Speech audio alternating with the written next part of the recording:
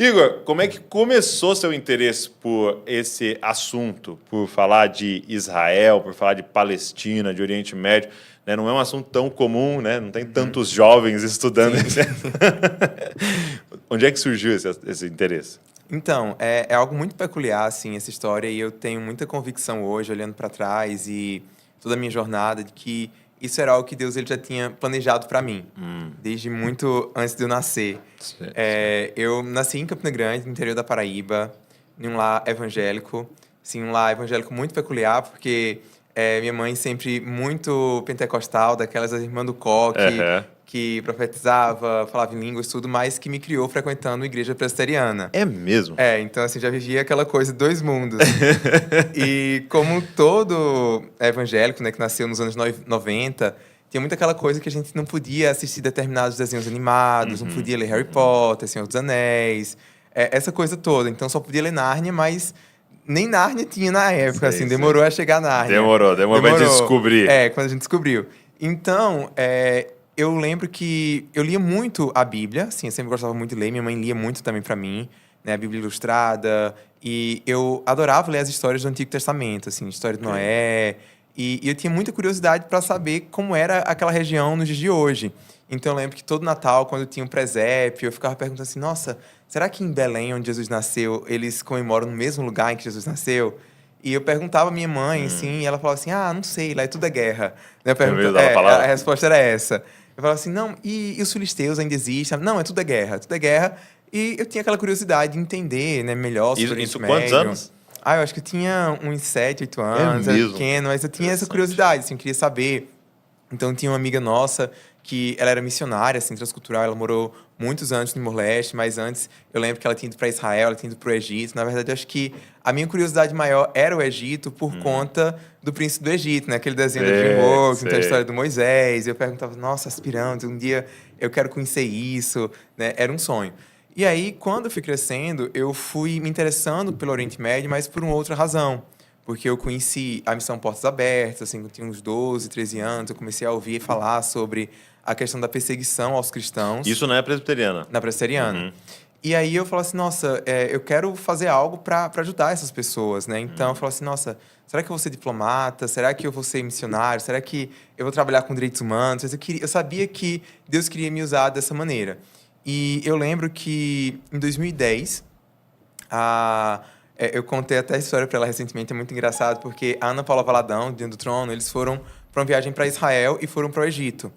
E a Ana Paula escreveu um texto no blog dela falando sobre a necessidade de se enviar missionários, né, principalmente na época missionários brasileiros, para o Oriente Médio, para trabalhar com os refugiados, porque naquela época ninguém falava muito sobre refugiados, Sim. mas no Egito tinha uma população de refugiados muito grande, refugiados do Sudão, e havia muitos cristãos entre esses refugiados. Então tinha essa necessidade, assim, da igreja ajudar os cristãos do Egito. E eu lembro que ela terminou aquele blog, aquele texto dela falando sobre um texto de Isaías 19, que é uma profecia que fala sobre o futuro do Egito, né? Fala que no futuro Deus vai abençoar Israel, o Egito e a Síria. Uau. E ela fala assim, quando a gente pensa sobre o Egito, a gente lembra do quê? Das pragas, do sofrimento, né? Sempre uma metáfora no meio evangélico, assim, quando Deus me tirou do Egito, não queria voltar para o Egito. Saudade do Egito. Saudade do Egito. E ela falou que o Egito tinha sido, em muitas vezes, ao longo da história, um lugar de provisão para o povo de Israel e para o próprio Jesus, né? Porque ele nasce, vai ser refugiado no Egito.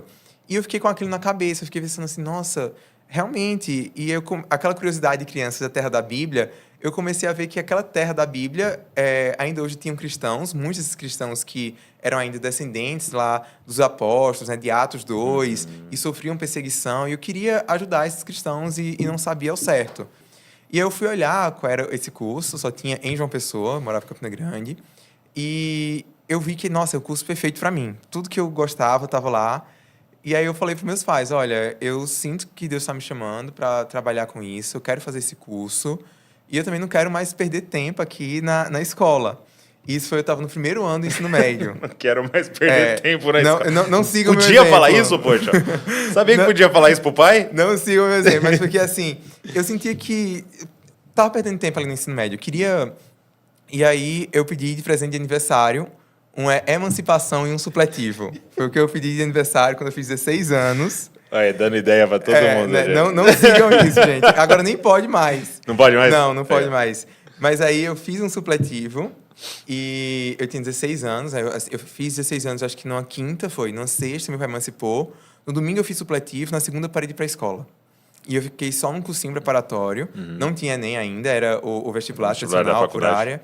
E foi muito louco, porque eu só estudei História, Geografia, Português, Inglês. E é isso, era o que caía na prova. Então, assim, conhecimento de Química, de Física, de Biologia do ensino médio, não tenho. Não pergunte. E eu tinha muito medo de não passar e tudo, mas acabou que eu passei. Eu fui o primeiro lugar do curso de Relações Internacionais. É mesmo? E o segundo lugar geral da universidade inteira. Então, você entrou com 16 anos? Entrei com 16 anos na faculdade. Meu Deus. E aí, quando eu entrei na faculdade, eu já entrei, assim, muito certo, desde o primeiro dia de aula, que eu queria estudar Oriente Médio. Assim, eu não esqueço, um professor perguntou, por que vocês estão fazendo relações internacionais? Sim, assim, sim, não, porque eu primeiro quero estudar Oriente Médio. Uhum. E o único, né, na sala? O único que falava isso, tem esse interesse. É engraçado, você pergunta ao pessoal que estudou comigo, eles atestam isso, assim, como que desde o início era a mesma coisa. Sim. Agora, uma dúvida. A galera que quer se informar, porque agora nós estamos diante de um conflito, então aumentou essa temática, né? Sim. Se levantou essa pauta e tal, e aí a galera está começando a entender melhor sobre Israel, sobre a Palestina e tal. Se alguém quer se informar sem ou com menos, né, viés de um lado ou do outro, porque é muito difícil, né? Nós estamos num momento muito difícil, porque você não sabe aonde você vai ver e buscar informações, porque Sim. a impressão que está que estão colocando goela abaixo algo, né? A opinião dele, não o fato em si. Sim. Onde que a gente poderia buscar informações e tal para estar mais informado sobre tudo isso e ter um pouco mais de pureza nessas informações? Então, eu acho que nesse conflito, e principalmente no estágio atual que ele se encontra, é quase que impossível você encontrar alguém neutro. Não existe neutralidade. Utopia que eu estou perguntando. Não, mas até mesmo dentro da academia, entre aqueles que estudam o conflito israelo-palestino, a gente fala muito sobre a questão das narrativas, porque o mesmo fato histórico ele pode ser lido de maneiras diferentes. Sim, então, as pessoas concordam que isso aqui aconteceu, mas eles vão interpretar isso de maneiras totalmente diferentes. Sim. Então, eu acho que o mais importante é você buscar fontes que são honestas. Tá. Então, assim, eu deixo muito claro o meu viés. Eu sou um cientista político, eu sou cristão, e eu sou sionista. Eu sou pró-Israel porque eu estudei esse conflito. Eu acredito que existe aí uma justeza na causa de Israel, o direito de Israel de existir enquanto país, de se defender dos seus inimigos. Então, você está sendo honesto. Eu sou honesto, eu falo. Eu tento mostrar, assim, calibrar o meu viés, mostrar sempre o outro lado das minhas fazer a crítica quando precisa fazer a crítica. Isso. Mas eu não nego o meu viés, não quero mostrar que essa é a única visão, né? Eu falo assim, eu tenho outras visões, mas eu discordo, vou apresentar a minha visão porque eu acho que é a que está certa. Tá. Então, nesse sentido, eu recomendo muito as páginas lá da Stand With Us. Tá. Assim, a gente é uma organização abertamente que defende o direito de Israel de existir, mas eu acho que é uma organização que é muito mais razoável do que outras opções, e por isso que eu decidi trabalhar com eles, né? Antes de me juntar com a Stand With Us, eu era professor universitário, tava lá dando aula no curso de Relações Internacionais, era até mais tranquila a vida, né? Mas aí eu decidi me juntar a eles justamente porque eu vi que existe, assim, por mais que seja uma organização que é pró-Israel, mas na verdade é pró-paz. Né? Então tem uma visão assim de reconhecer o direito dos palestinos, de que os palestinos também são um povo originário daquela terra.